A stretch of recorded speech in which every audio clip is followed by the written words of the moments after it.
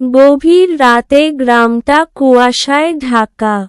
চারপাশে নিস্তব্ধতা, শুধু মাঝে মাঝে শোনা যায় শেয়ালের ডাক। সেই গ্রামেই থাকে রঘু, এক সাধাসিধে কৃষক। দিনে খেতে কাজ করে, রাতে তাড়াতাড়ি ঘুমিয়ে পড়ে। কিন্তু গত কয়েকদিন ধরে সে অদ্ভুত কিছু টের পাচ্ছিল। রঘুর বাড়ির পাশে একটা পুরনো বটগাছ আছে। লোকজন বলে, ওখানে আত্মা বাস করে। রঘু এসব বিশ্বাস করত না, যতদিন না নিজে অনুভব করল।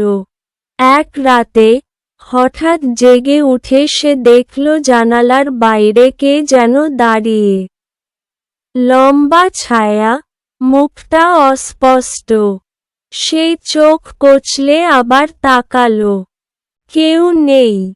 ভাবল ভুল দেখছে। পরদিন রাতেও একই জিনিস। এবার সাহস করে বেরিয়ে গেল বাইরে। কুয়াশার মধ্যে বটগাছের তলায় একটা সাদা কাপড়ে মোড়া অবয়ব।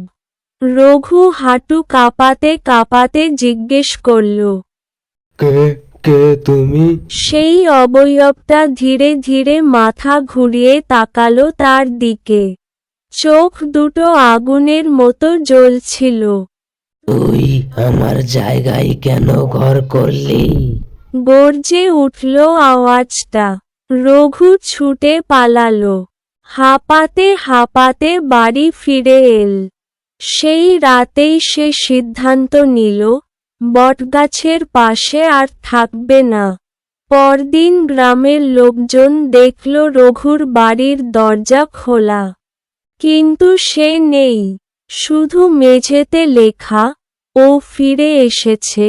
আজও রাতে কেউ বটগাছের পাশে যায় না।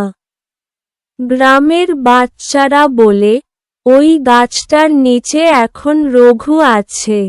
আর তার পেছনে সেই স্পুক। এই গল্পটি একটি গ্রাম্য আতঙ্ক।